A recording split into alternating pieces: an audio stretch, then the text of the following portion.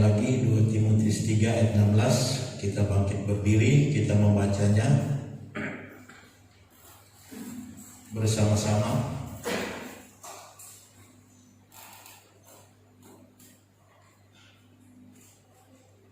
Dengan hitungan 1 sampai yang ketiga. 2 Timotius 3 ayat 16. 1, 2, 3. Segala tulisan bermanfaat untuk mengajar, untuk menyatakan kesalahan, untuk memperbaiki kelakuan, dan untuk mendidik orang dalam kebenaran. Sekali lagi dengan suara nyaring. Segala tulisan yang diilhamkan Allah memang bermanfaat untuk mengajar, untuk menyatakan kesalahan, untuk memperbaiki kelakuan, dan untuk mendidik orang dalam kebenaran. Puji Tuhan, silakan duduk.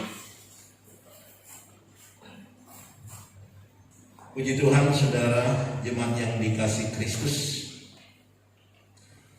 di mana saya berikan topik pekerjaan Roh Kudus dalam Alkitab. Mengapa saya berikan topik pekerjaan Roh Kudus dalam Alkitab? Bukankah saudara berkata bahwa di dalam Alkitab memang ada banyak tulisan mengenai Roh Kudus? Saudara jemaat perlu ketahui, sejak zaman Yesus Kristus ada satu sekte yang tidak percaya kepada Roh Kudus, walaupun itu tertulis dalam Alkitab Perjanjian Lama, yaitu sekte Saduki. Saduki ini mereka selalu bertentangan dengan orang Farisi. Saduki tidak percaya kepada malaikat, tidak percaya kepada Roh Kudus. Juga dengan perjalanan orang-orang percaya sejak abad pertama sampai sekarang ini, ada agama, ada sekte yang tidak percaya kepada Roh Kudus. Bahkan Roh Kudus itu hanya dianggap sebagai kekuatan Allah atau pengaruh dari Allah, bukan satu oknum, yaitu Roh Kudus atau pribadi Roh Kudus. Kalau kemarin kita sudah berbicara tentang topik yaitu Roh Kudus dalam alam semesta. Jadi Roh Kudus dalam alam semesta, jadi bumi dan luar angkasa sana. Ia itu dalam Alkitab mengajarkan tentang hal tersebut. Dan masing-masing Tritunggal atau Allah Bapa, Allah Anak, dan Roh Kudus memiliki tugas masing-masing dan bekerja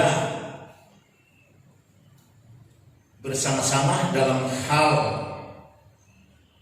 membuat alam semesta, bahkan menyelamatkan manusia.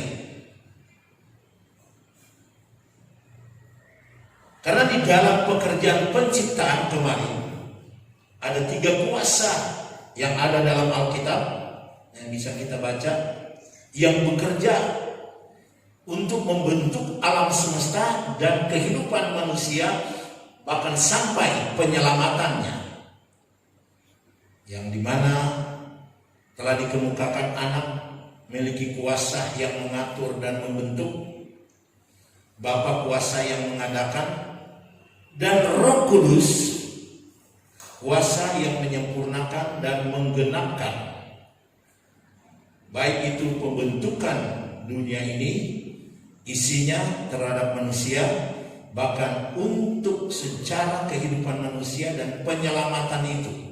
Sampai terakhir, Roh Kuduslah yang menggenapkan pekerjaan itu, yaitu penyelamatan, sampai Yesus datang kedua kali.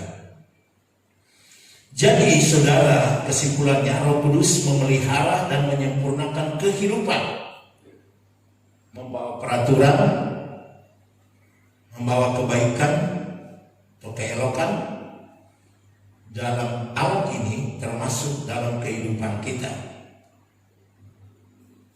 Memang Roh Kudus telah mengatur semuanya, termasuk angkasa raya dan di dalam bumi ini, dan termasuk kita umat manusia. Ayat-ayatnya sudah dikemukakan semuanya. Jadi saudara yang dikasihi Kristus, sekarang ini sebagaimana topik tadi, pekerjaan Roh Kudus dalam Alkitab. Benarkah ada pekerjaan Roh Kudus dalam Alkitab? Karena ada beberapa sekte pada zaman Yesus menolak tentang Roh Kudus dan malaikat. Bahkan sampai hari ini ada sekte, ada agama yang tidak percaya terhadap Roh Kudus ini. Dalam Alkitab Perjanjian Lama dan Alkitab Perjanjian Baru, memang benar ada pekerjaan Roh Kudus.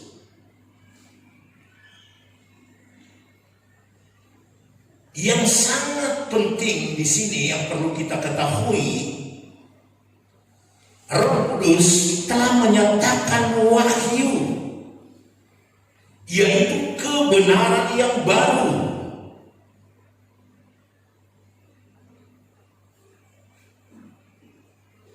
Di mana kebenaran yang baru ini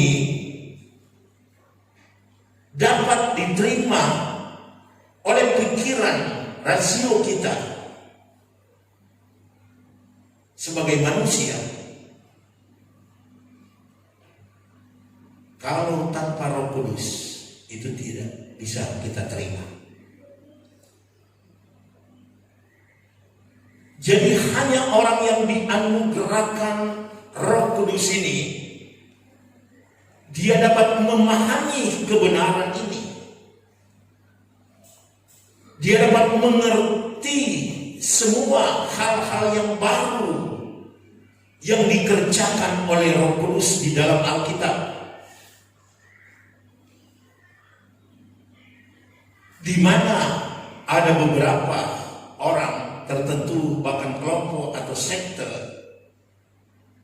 itu sulit untuk menerima hal tersebut.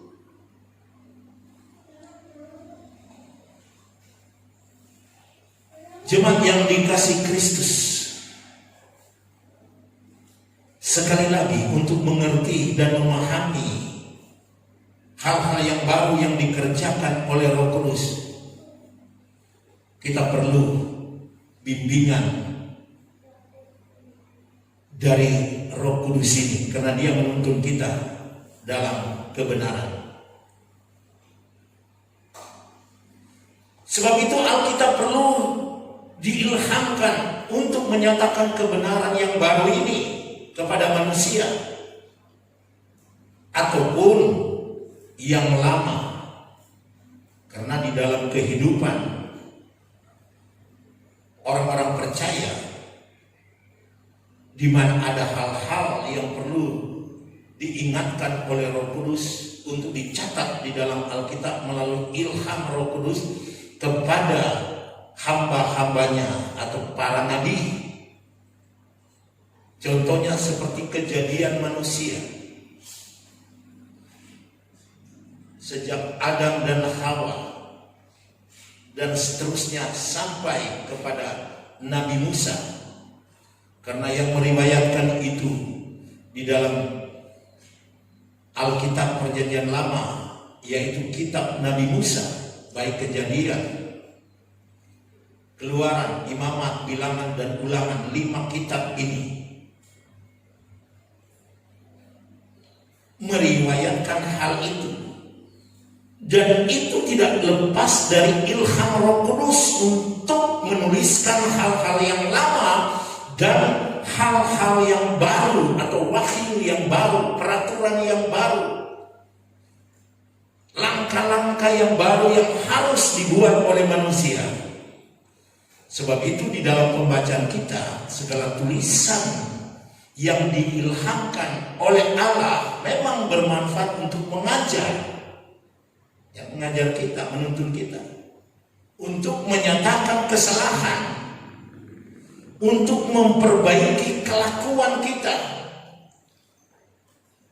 dan mendidik orang di dalam kebenaran. Dan itu pekerjaan Roh Kudus. Sebab itu Paulus menasihatkan kepada Timotius tentang hal ini.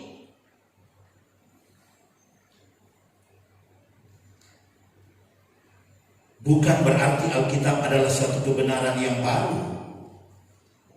Bukan berarti bahwa segenap Alkitab adalah suatu pernyataan yang baru. Memang seperti saya katakan tadi, ada sejarah yang lama. Itu kenyataan bahwa ada sejarah yang lama.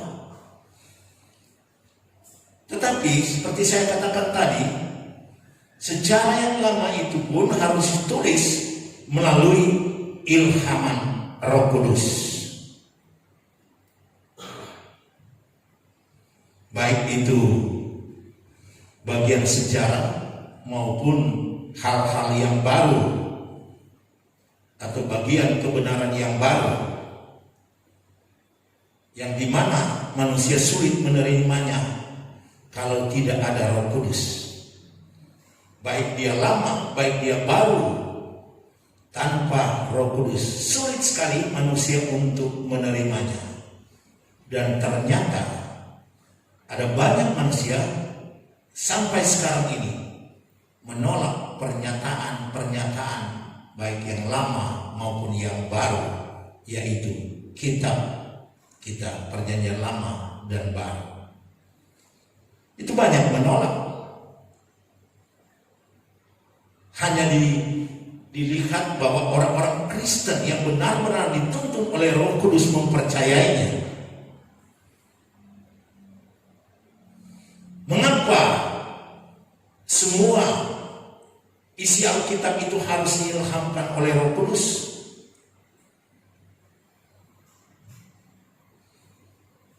Supaya apa yang kita baca, apa yang diperhadapkan dalam kehidupan kita manusia itu tidak akan salah. Karena Roh Kudus itu adalah pribadi yang ketiga dari Allah yang mengetahui persis tentang secara manusia itu, dan kemudian mengingatkan baik kepada Nabi Musa dan nabi-nabi yang lain, bahkan sampai perjanjian baru kepada rasul-rasul.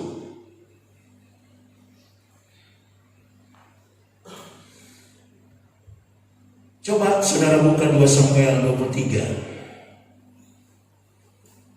ayat 1 dan 2. 2 Samuel 23 ayat 1 dan 2. Inilah perkataan Daud yang terakhir. Tutur kata Daud bin Isai dan tutur kata orang yang diangkat tinggi, orang yang diurapi Allah Yakub, pemazmur yang disenangi di Israel. Roh Tuhan berbicara dengan perantaranku, firman-Nya ada di lidahku. Perhatikan di sini pengalaman Daud. Dia dikatakan di sini pemazmur yang disenangi di Israel. Siapa dia? Yaitu Daud sebagai raja Israel. Dan dia katakan di dalam pasal 23 ayat 2, Roh Tuhan berbicara dengan perantaranku, firman-Nya ada di lidahku. Jadi yang bekerja untuk penciptaan lagu-lagu baru untuk Tuhan, Roh Tuhan berbicara dengan perantaranmu, firman yang ada di lidahku. Jadi lagu-lagu yang diucapkan itu mengandung nasihat,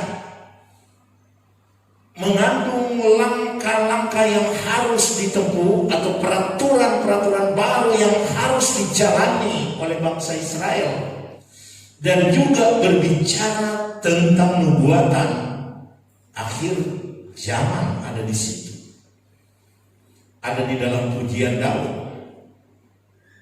Sebab itu dikatakan inilah perkataan Daud yang terakhir.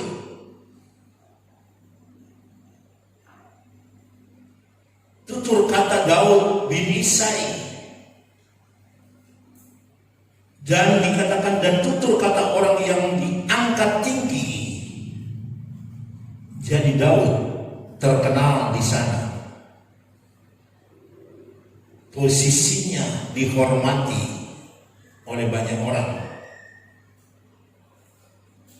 Orang yang diurapi Allah Yakub, pemazmur yang disenangi oleh orang Israel. Jadi kita lihat di sini kalau roh Allah bekerja di dalam kehidupan seseorang, baik dia raja, dia akan dimuliakan oleh Tuhan. Dia akan diurapi, dia akan disenangi,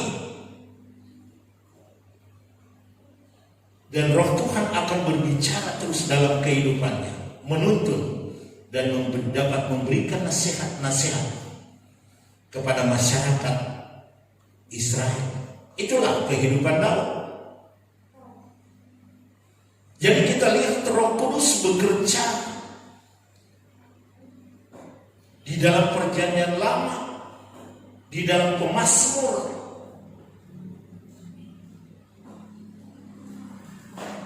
bekerja terus kepada nabi-nabi, menubuatkan yang akan datang. Jadi di dalam Alkitab perjanjian lama, Roh Tuhan bekerja tuntas di situ.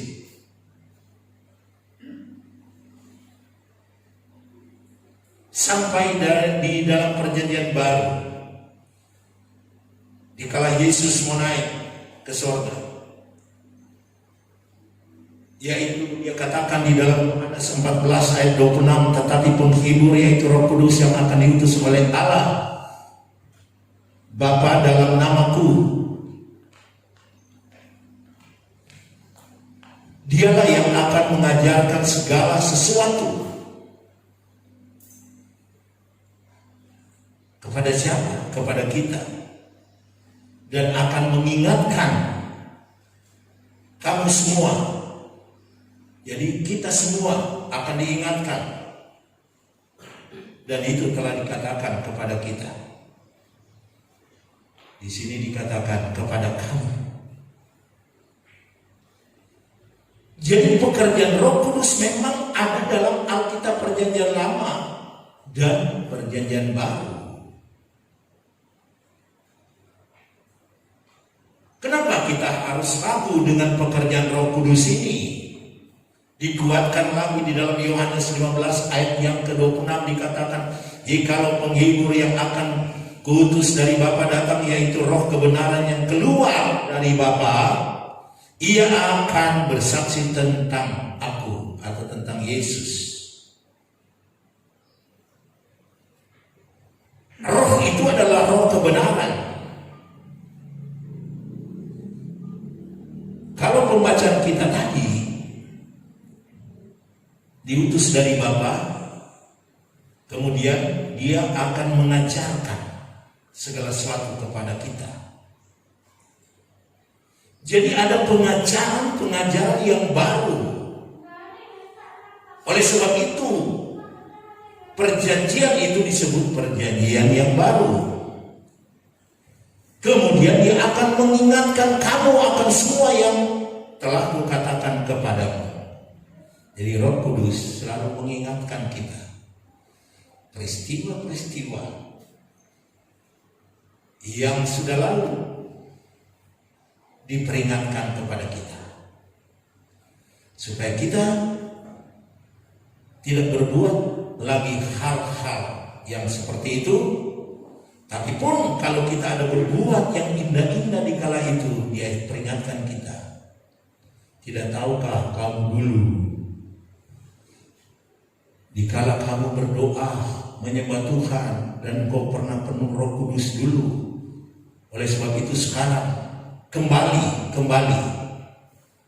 Jadi bisa ingatkan kita, mengajar kita, menuntun kita kepada kebenaran. Karena ada dalam Alkitab, sebab itu kita harus mempercayainya.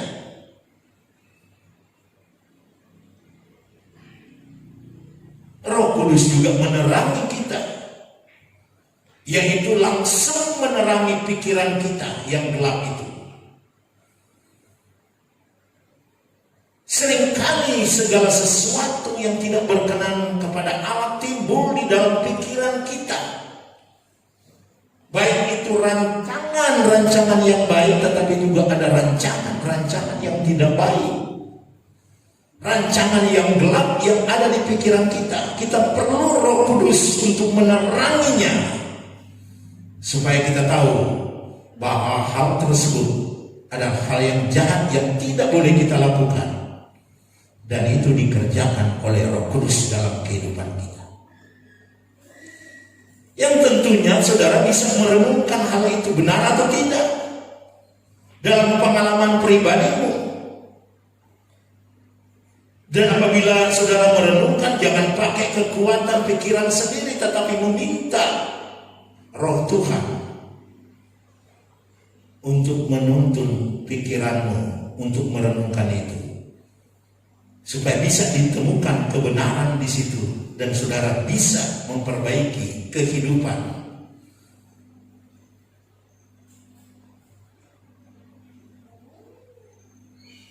Dia menerangi pikiran kita supaya kita mengerti kebenaran yang diilhamkan oleh Roh. Dia menerangi pikiranmu saudara supaya saudara percaya ilhaman Roh Kudus di dalam Alkitab.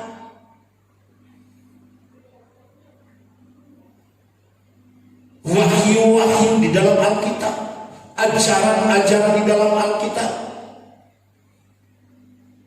bukan ajaran manusia, tetapi hal-hal yang baru itu diilhamkan oleh Roh Kudus kepada hamba-hambanya, rasul-rasul, nabi-nabi yang dia percaya, yang dia pakai, yang diurapi oleh Roh Kudus.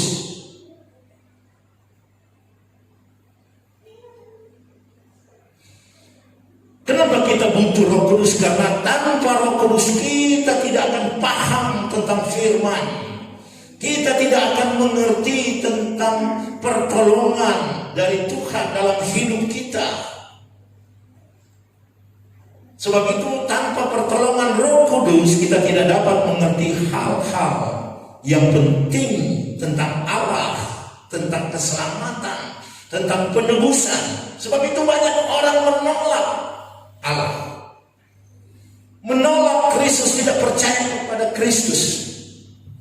Ada yang percaya tapi tidak percaya tentang penebusan, bahwa dia mati, bangkit, naik ke surga, dan penebusan dosa tidak percaya. Sebab itu perlu ilham Roh Kudus atau pertolongan Roh Kudus supaya kita mengerti tentang Allah. Coba saudara buka dan baca di dalam 1 Korintus 2 ayat 10 sampai 16. Tolong seorang bisa bacakan 10 sampai 16. Ya, Ibu Gembala baca 1 Korintus 2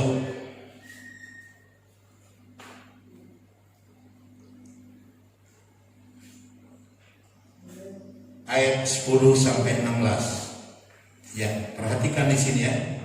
Dimulai dengan karena kepada kita Allah telah menyatakannya oleh Roh, sebab Roh menyelidiki segala sesuatu, bahkan hal-hal yang tersembunyi dalam diri Allah. Tunggu sebentar, perhatikan di sini.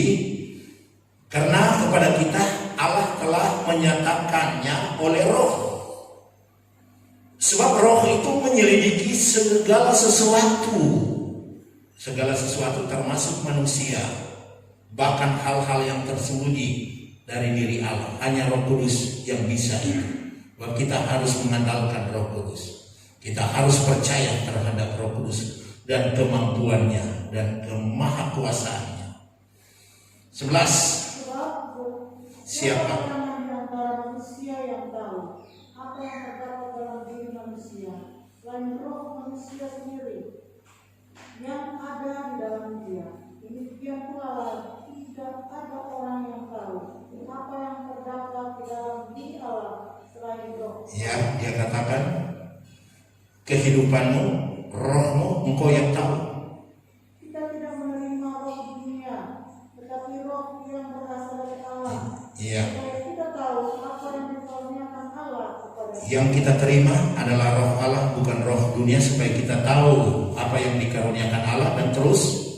Dan karena kami menafsirkan hal-hal rohani kepada mereka yang mempunyai roh, kami berkata-kata tentang karunia-karunia Allah dengan perkataan yang bukan diajarkan kepada kami oleh hikmah manusia, tetapi oleh roh. Terus ayat Tapi 14. manusia duniawi tidak menerima apa yang berasal dari roh Allah, karena hal itu baginya adalah suatu kebodohan, dan ia tidak dapat memahaminya, sebab hal itu hanya dapat dinilai secara rohani. Yang perhatikan, Tetapi manusia rohani menilai segala sesuatu, tetapi ia sendiri tidak dinilai oleh orang lain.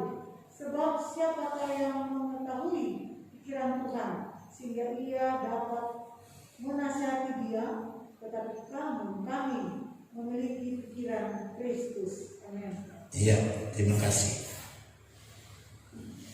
Manusia duniawi tidak menerima apa yang berasal dari roh Allah. Itu kenyataan. Manusia duniawi ada penolakan. Sebab itu saya katakan tadi, ada beberapa sekte pada waktu itu yang tidak mau mengakui roh Allah di zaman Yesus, yaitu sekte Saduki.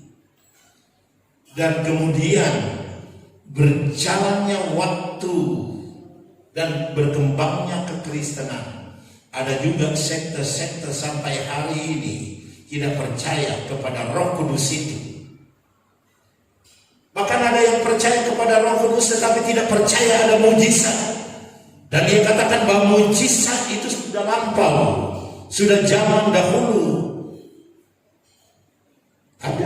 Ada pendeta-pendeta, hamba-hamba Tuhan yang percaya kepada Yesus Kristus, percaya kepada Roh Kudus, percaya kepada Bapa, tapi dia tidak percaya kepada mujizat yang dikerjakan oleh Roh Kudus hari-hari ini.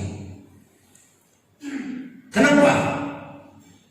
Dia menolak semua itu, bahkan menolak Roh Kudus. Manusia duniawi tidak menerima apa yang berasal dari Roh Allah, karena hal itu baginya adalah satu kebodohan. Orang yang memiliki Roh Kudus, orang yang penuh Roh Kudus dianggap bodoh.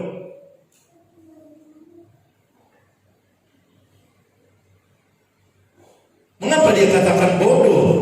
Alkitab berkata di sini, dan ia tidak dapat memahaminya sebab hal itu hanya dapat dinilai secara rohani.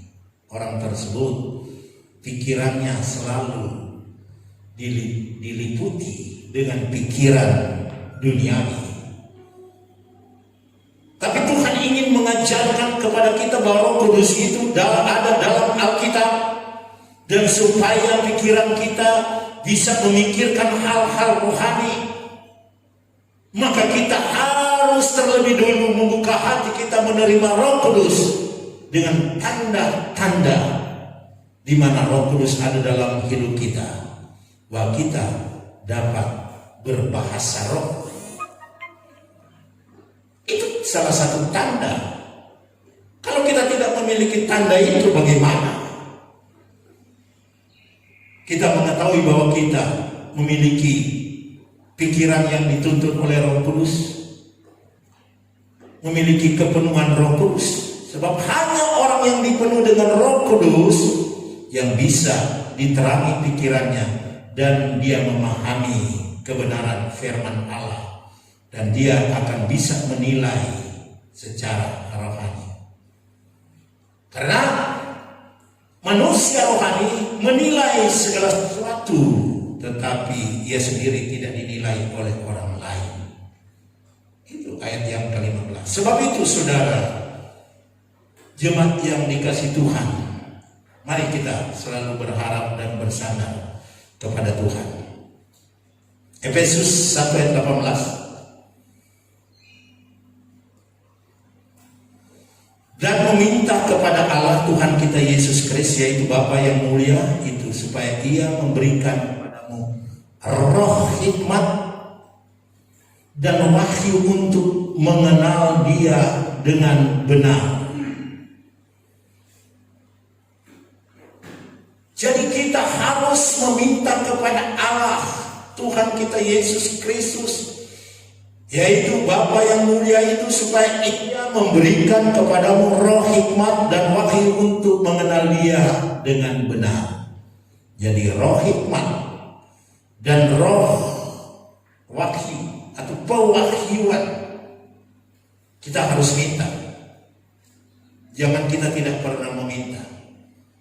Pernahkah saudara meminta kepada Tuhan, Tuhan berikan hikmat supaya saya bisa mengerti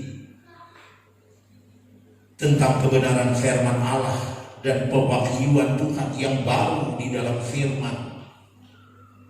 Pernahkah kita meminta? Kalau itu tidak ada padamu, karena engkau tidak meminta. Tetapi kalau kita meminta, maka kita akan paham firman itu. Baik yang kita baca di rumah, di mana saja, di dalam Alkitab, baik yang kita dengar melalui pemberitaan firman Allah, kita akan dapat memahami, sehingga dari dalam hati kita akan timbul pujian, dan kita katakan haleluya, haleluya, puji Tuhan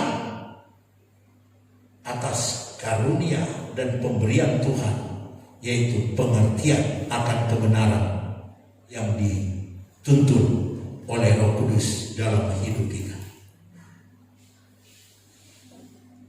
Sebab itu Roh Kudus juga menjelaskan dan juga menemplak hati kita melalui pelajaran Alkitab.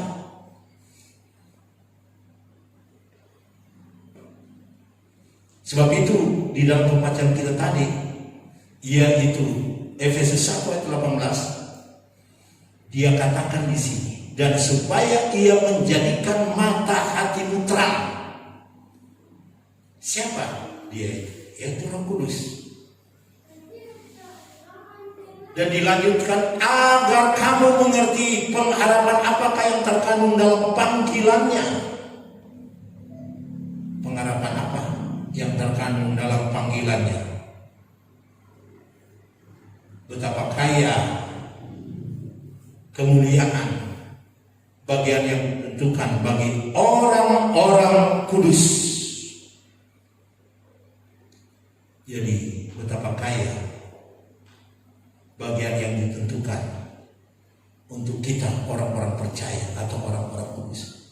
Ada banyak hal kekayaan rohani yang kita bisa miliki dan kita bisa pahami dikala mata hati kita menjadi terang, terbuka mata hati kita, yaitu menerima Roh Kudus. Oleh sebab itu kita mendapat berkat rohani dan kita bertambah-tambah atau bertumbuh secara rohani di dalam Tuhan oleh firman Allah yang dimana diterangi oleh Roh Kudus dalam kehidupan kita. Kiranya firman Tuhan ini dapat menolong kita. Tuhan Yesus memberkati. Puji Tuhan. Kita